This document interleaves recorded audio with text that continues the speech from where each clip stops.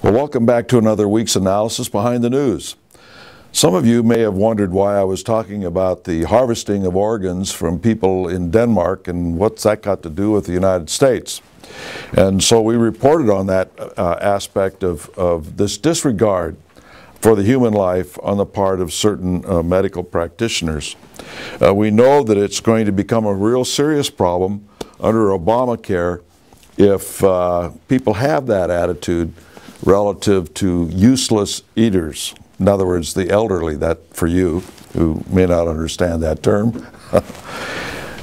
We find that during Katrina, that hurricane in New Orleans, that certain elderly were euthanized instead of being transferred out of the hospital to safer locations. It was just more convenient. That's the kind of thinking that we're starting to see. And you say, well, that's outrageous. Well, I respectfully ask you to go to the New York Times today and look at an article that they posted in there titled, "Decision Left Nursing Home Patients in Storm's Path." And let me read this, a few paragraphs to you on this. Then the call came from health officials. They were the elderly homes, the nursing homes. They were getting ready to evacuate all of their patients. So the call came from health officials.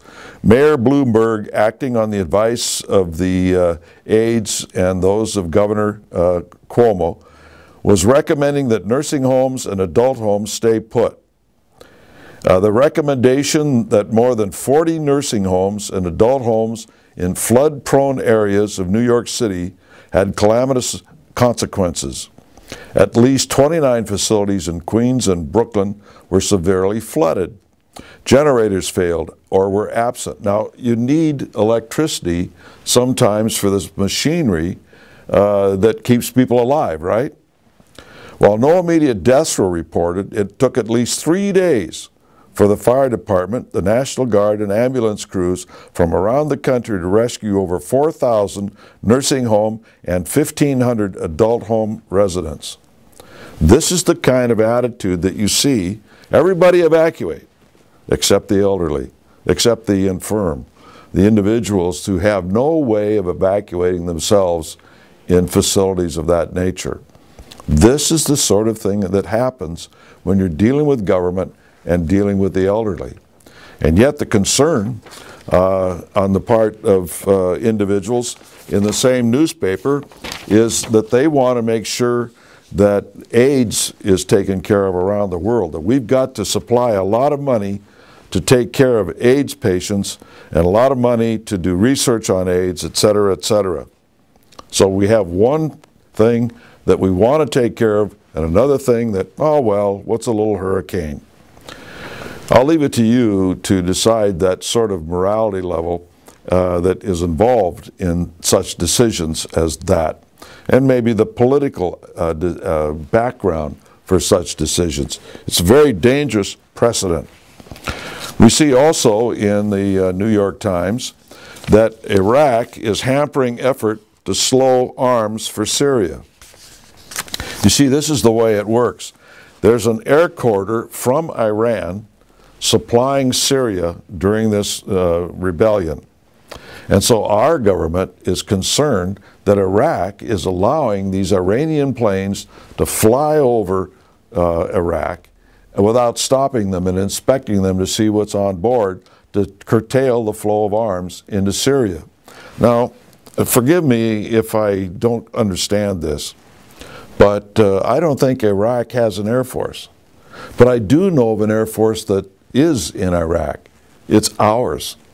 Now, if our government is concerned that Iraq is not stopping these Iranian planes from flying weapons to Syria, why don't we go up and say, okay guys, land and inspect. Now, I'm not going to take sides on this because I think that no matter what side wins in Syria, just like all the other rebellions we've seen in Muslim countries as of late, it won't change anything. So we're just taking one personality out and putting another in that will be just as bad or even worse.